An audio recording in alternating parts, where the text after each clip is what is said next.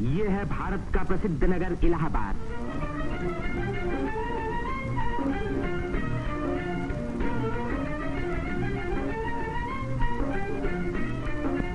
यहीं पहल उत्तर प्रदेश में एक विश्वविद्यालय की स्थापना हुई। इसी वजह से ये नगर उत्तर प्रदेश की शिक्षा और सभ्यता का केंद्र माना जाता है। पंडित मदन मोहन मालवीय, पंडित गोविंद वल्लभ पंत और अनेक प्रतिभाशाली व्यक्ति इसी विश्वविद्यालय की देन हैं, जिन पर आज देश को गर्व है।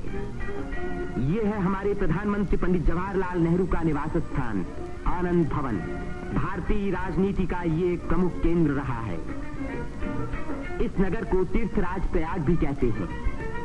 यहीं गंगा और जमुना का संगम है। इसी संगम में गुप्त सरस्वती नदी भी आकर मिलती है। इसीलिए इस स्थान को त्रिवेणी संगम कहा जाता है। त्रिवेणी बहुत पुराने जमाने से भारत का एक पवित्र स्थान माना जाता है। सृष्टि की रचना की शक्ति प्राप्त करने के लिए यहाँ ब्रह्मा ने यज्ञ और तपस्या की। लक्ष्मी की प्राप्ति के लिए विष्णु ने भी यहीं तपस्या की। यहीं स्नान करके भगवान शंकर ने त्रिपुर राक्षस के वध करने की शक्ति प्राप्त की और यहाँ महात्मा बुद्ध ने संसार को सत्य का संदेश भी सुनाया। समुद्र मंथन के बाद जयंत के अमृत का घड़ा लेकर जाते समय एक अमृत कण छलक कर यहाँ गिरा और तभी से इस स्थान पर कुंभ मेले का महान पर्व आरंभ हुआ। इस वर्ष भारत का सबसे बड़ा कुंभ मेला इसी स्थान पर हुआ। इस मेले में लगभग 1 करोड़ व्यक्ति त्रिवेणी में स्नान करने के लिए आए। सदियों की गुलामी के बाद स्वतंत्र भारत का ये पहला कुंभ मेला था।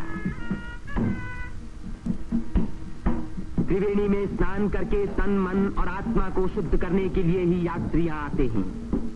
योगी और सन्यासी, गरीब और अमीर सभी प्रकार के लोग यहाँ इकट्ठे होते हैं। कुंभ मेले के मौके पर देश के नर नारी एक दूसरे के धार्मिक विचारों से परिचित होते हैं। धार्मिक संस्थाएं योगी और सन्यासी यौगिक क्रियाओं को दिखाते हैं।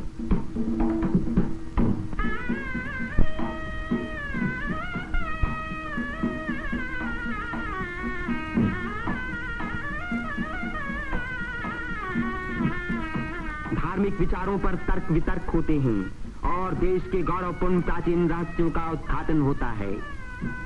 यहाँ के सुंदर दृश्य प्राचीन भारत की महत्ता की याद दिलाते हैं।